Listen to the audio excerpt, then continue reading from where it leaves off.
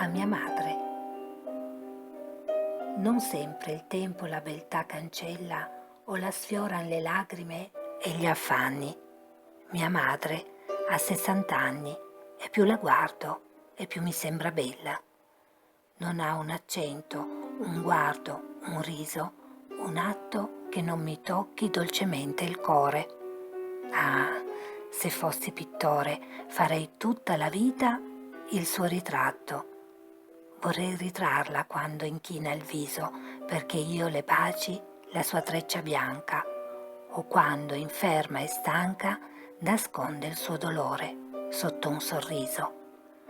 Pur se fosse un mio prego in cielo accolto, non chiederei di Raffael d'Urbino il pennello divino per coronar di gloria il suo bel volto. Vorrei poter cangiar vita con vita, darle tutto il vigor degli anni miei, vederme vecchio e lei dal sacrificio mio ringiovanita. Edmondo De Amicis.